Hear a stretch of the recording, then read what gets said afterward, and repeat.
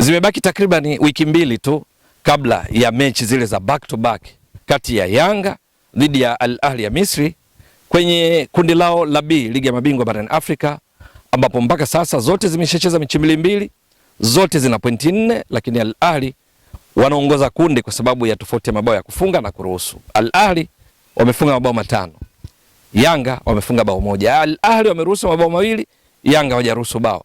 Kwa hiyo tofauti ya mabao ya kufunga na kuruhusu ndio inayoiweka Al Ahli kileleni kwenye kundi la B kwa sasa baada ya mechi mbili. Wote kwa sababu wana pointi 4, basi atakayepata matokeo mazuri zaidi kwenye mechi hizi mbili ndiye atakayeimarisha nafasi yake, kwa maana kwamba Al Ahli inayoongoza kwa pointi 4 inaweza kawa juu zaidi, au Yanga ikapindua meza kwa sababu nayo ina pointi 4 kama Al Ahli, lakini ikipata matokeo bora zaidi inaweza ikapanda pale juu, au vinginevyo zote zipate sare, maana yake zinaweza zikatoa fursa kwa wapinzani wao kwenye kundi hilo, JS Kabylie Algeria pamoja na FAR Rabat ya kule nchini Morocco, ambazo nazo zitakumbana katika mechi mbili za back to back.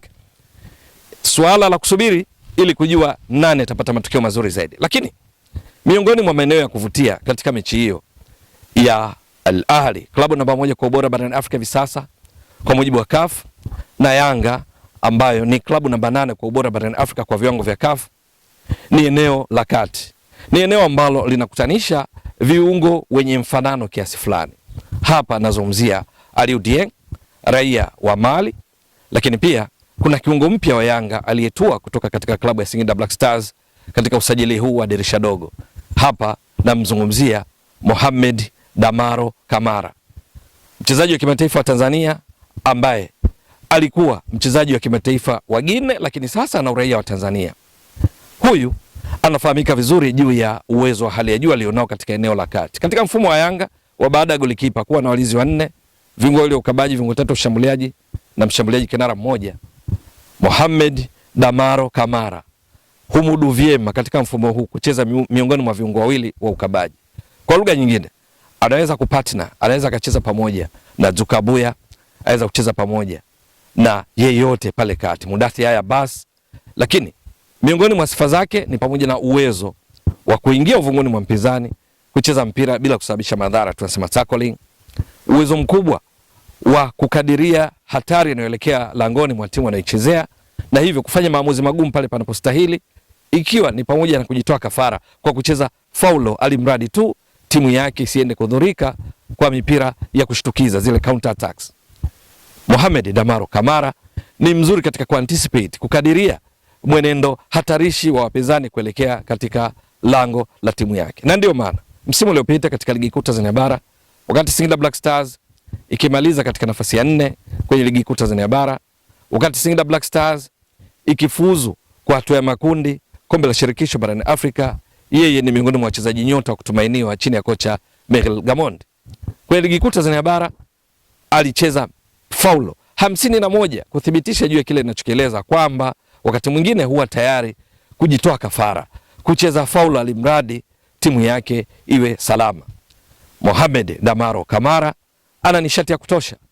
Ni kijana ambaye rekodi zinaonyesha alizaliwa Januari mosi, alizaliwa Juni mosi mwaka 2002, na hivyo hivi sasa ana miaka 23.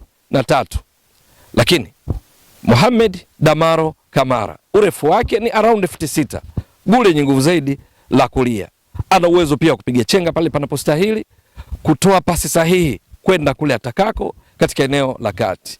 Ana nishati ya kutosha, body morphology, umbile lake limeshiba aswa kiasi ya kwamba kwenye migongano yuko vizuri. Kwa lugha nyingine, kocha Pedro Gonçalves amepata ongezeko muhimu katika eneo la kati kumfanya awe na uamuzi mpana. Ana mawanda mapana ya kuamua nani aanze kulingana na mchezo husika. Sasa ikitokea Mohamed Damaro Kamara akamshawishi kocha Pedro Gonçalves kumpanga katika mechi hizi za Yanga dhidi ya Al Ahli ya Misri back to back kati ya tarehe 23 mwezi huu na tarehe 30, kwa maana mwisho wa mwezi huu kwenye mechi hizo mbili, maana yake ni kwamba patakuwa na beto, mapambano ya kutosha pale eneo la kati atakapokumbana na Aliou Dieng. Aliou Dieng umri wake yeye ni miaka 28, maana alizaliwa Oktoba 16 mwaka 1997. Miongoni mwa sifa zake ni pamoja na mapambano ya migongano na wapinzani, maana body morphology umbile lake limefanana na Mohamed Damaro Kamara. Guu lake lenye nguvu zaidi ni la kulia. Urefu wake ni around futi 6 kama alivyo Mohamed Damaro Kamara. Sifa yake Aliou Dieng ni pamoja na uwezo wa kugongana na wapinzani panapobidi, kucheza faulo, lakini mzuri kuingia uvunguni kucheza mpira, mzuri pia katika kuanticipate, kukadiria mipira ya wapinzani katika kupasiana kuelekea lango lake, na ndio maana amekuwa miongoni mwa wachezaji nyota ndani ya kikosi cha Al Ahly cha kocha Torip. Aliou Dieng hivi sasa yupo katika klabu ya Al Ahly akiichezea kwa mkopo klabu yake hii ya zamani, maana tunafahamu alikuwa amehamia katika klabu ya Al Quldun ya kule nchini Saudi Arabia, ambako ametolewa kwa mkopo na sasa yupo Al Ahly katika klabu yake aliyotoka kwenda kule Saudi Arabia.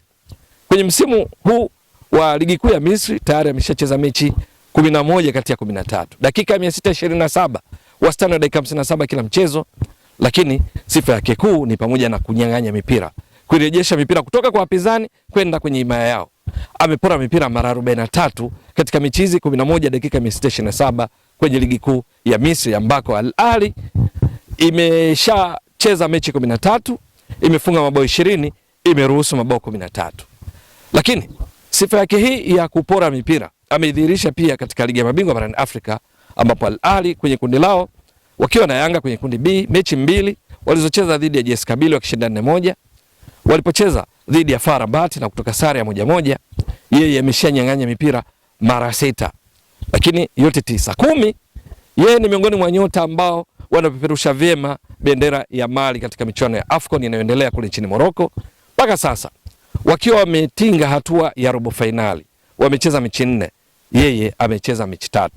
Tayari ameshapora mipira, ile ball recovery, kurejesha mipira kwenye himaya ya timu yake kutoka kwa wapinzani mara 20 katika mechi 3. Kwenye mechi hizi 3 tayari amefanya tackling kwa mafanikio, kuingia uvunguni kucheza mpira bila kusababisha madhara kwa timu yake, ameshafanya mara 8, interceptions mara 4, clearances, kubutua mipira, ipeleka katika eneo salama kutoka katika eneo hatarishi mara 4. Lakini hiyo haitoshi, ameshacheza faulo 4. Yeye pia amecheza faulo 4, maana ni mzuri pia, anapopata mpira anatuza mali, ana dribble, anakokota, anapiga chenga kabla ya kutoa pasi. Matokeo yake naye amechezewa faulo 4. Lakini kwenye kucheza kwake faulo huku amepata kadi za njano 2 katika mechi 3.